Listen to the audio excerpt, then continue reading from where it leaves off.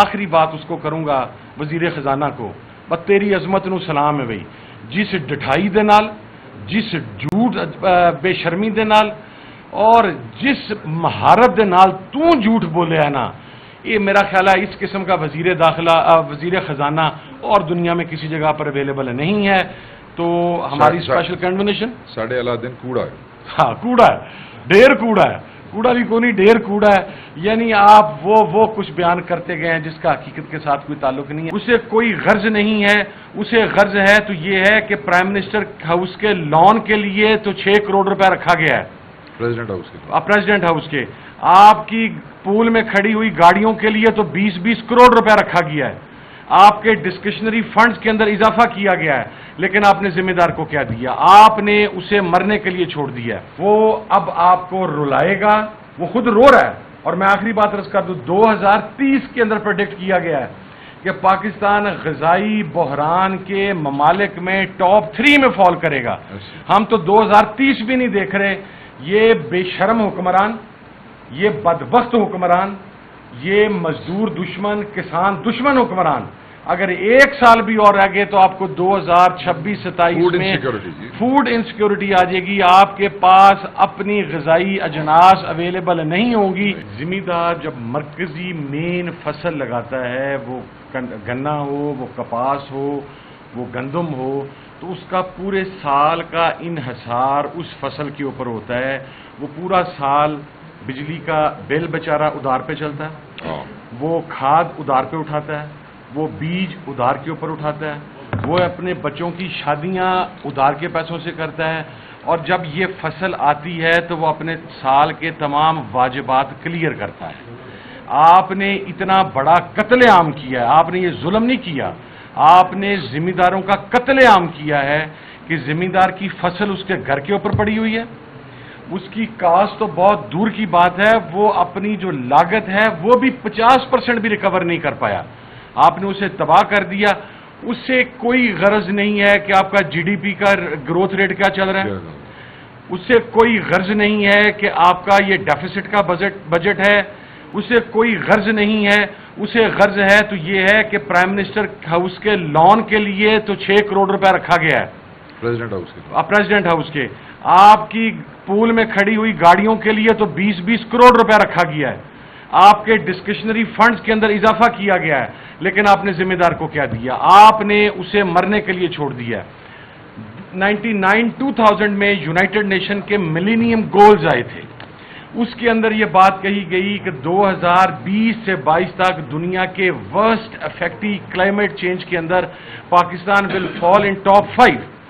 آپ نے پچھلے 22 سال میں کیا کیا؟ آج آپ کو پتا ہے، ایک تو گورنمنٹ کا ظلم ہے، دوسرا کلائمیٹ چینج کے اوپر ہم نے کوئی افیکٹو پالیسی نہیں بنائی. گرمی کی شدت کی وجہ سے، بے وقت کی بارش کی وجہ سے، ژالہ باری کی وجہ سے کسان ہر طرف سے پٹ رہا ہے. آج اگر کسی علاقے کے اندر کوئی ذمہ دار، میرا تعلق فیصل آباد سے ہے، میرے ایریے میں اگر کوئی بندہ 50 من کنک نکال لیتا ہے نا فی ایکڑ، تو 10 گاؤں تک دھوم جاتی ہے، اس کی ڈھول بجتا ہے کہ اس بندے نے 50 من کنک اٹھائی ہے 1 ایکڑ سے. انڈین آپ پنجاب میں جا کر دیکھیں، وہاں پر 125 من 150 من فی ایکڑ پہ گندم کی ایوریج چلے گی. کیوں؟ ہم نے بیج کے اوپر سرچ نہیں کی، ہم اپنا بیج مارکیٹ کے اندر نہیں لے کے آئے. آپ کی DAP شارٹ ہے، اور وہ بھی شارٹ ابھی 13-14 ہزار نہیں، 18-18 19 ہزار تک چلی گئی ہے. آپ کی فصل اٹھانے والا کوئی نہیں. میں یہ سمجھتا ہوں یہ قتل عام ہے پاکستان کے کسان کا، پاکستان کے ذمہ دار کا، جو پاکستان کی اکانومی کے اندر ایک ریڑھ کی ہڈی رکھتا ہے.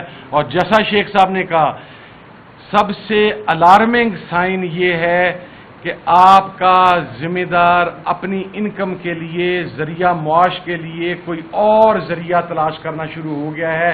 سو دیٹ اسٹینڈز کہ وہ طبقہ فکر، وہ طبقہ جس کے اوپر آپ کا انحصار تھا، وہ اب آپ کو رلائے گا. وہ خود رو رہا ہے. اور میں آخری بات عرض کر دوں، 2030 کے اندر پریڈکٹ کیا گیا ہے کہ پاکستان غذائی بحران کے ممالک میں ٹاپ 3 میں فال کرے گا. ہم تو 2030 بھی نہیں دیکھ رہے.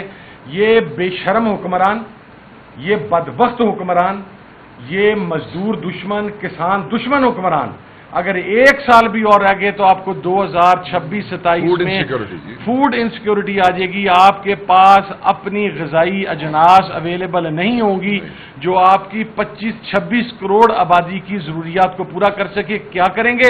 آپ کو باہر سے منگوانا پڑے گا. $10 بلین.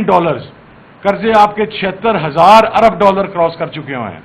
اور کہاں پر آپ کھڑے ہیں؟ اس لیے میں یہ سمجھتا ہوں کہ ایک تو پاکستان تحریک انصاف نے، and my special appreciation to Sheikh Waqas صاحب، جس طریقے سے انہوں نے کسان ونگ کے اوپر کام کیا ہے، جس طریقے سے ہمارے تمام لوگ باہر آئے ہیں، یہ میرا خیال ہے کہ اب ہمیں متحد ہو کے سیاست کو بالائے طاق رکھتے ہوئے لوگوں کو 2 وقت کا رزق پہنچانے کے لیے اور ان کی روٹی بچانے کے لیے ہمیں سڑکوں کے اوپر آنا پڑے گا. اور ان بدبخت حکمروں، میں آخری بات اس کو کروں گا وزیر خزانہ کو، بس تیری عظمت نو سلام ہے بھائی. جس ڈٹھائی دے نال، جس جھوٹ بے شرمی دے نال اور جس مہارت دے نال تو جھوٹ بولے ہے نا، یہ میرا خیال ہے اس قسم کا وزیر خزانہ اور دنیا میں کسی جگہ پر اویلیبل نہیں ہے. تو ہماری اسپیشل کنوینشن ساڑھے اعلیٰ دن کوڑا ہے. ہاں کوڑا ہے، ڈھیر کوڑا ہے. کوڑا بھی کوئی نہیں، ڈھیر کوڑا ہے. یعنی آپ وہ کچھ بیان کرتے گئے ہیں جس کا حقیقت کے ساتھ کوئی تعلق نہیں ہے، لیکن وہ دن آئے گا انشاءاللہ جب یہ تمام چیزیں تبدیل ہوں گی اور انشاءاللہ تبدیلی کی بنیاد ہوگی. بہت شکریہ. Thank you sir. Any questions? Budget pass کیا گیا جو پیش ہوا کیا گیا اس میں جو ہے 20% دفاعی کے لیے مختص کیا گیا ذرائع کے طور پر یہ بات سامنے آئی ہے، جبکہ کسان کا پانی بند ہو چکا ہے، بوٹیاں بند کر رکھا ہے. تو جو عوام ہے وہ ٹیکس دے رہی ہے، دفاع کے لیے دے رہی ہے، اور پانی ابھی تک نہیں کھولا جا سکا.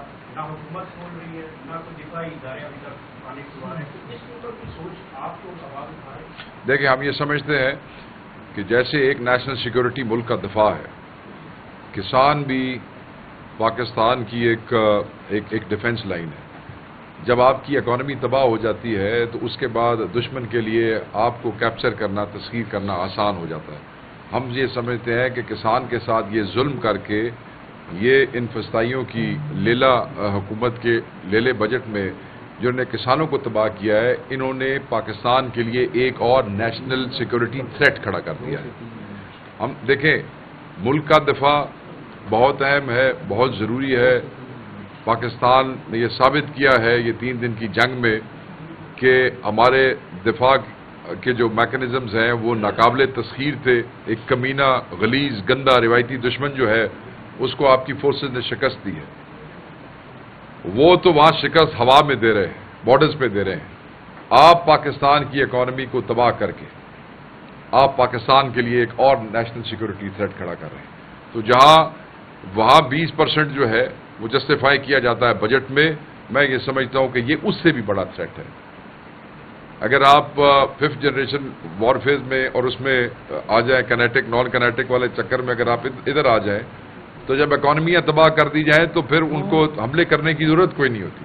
تو جب آپ کہتے ہیں آپ کی ایگریرین اکانومی ہے تو زرعی اکانومی جب تھوڑے ملک کی ختم ہو جائے گی، کسان مک گیا تو اکانومی ختم ہوگی نا. نو کسٹمر، نو بزنس، نو کسان تے نو اکانومی.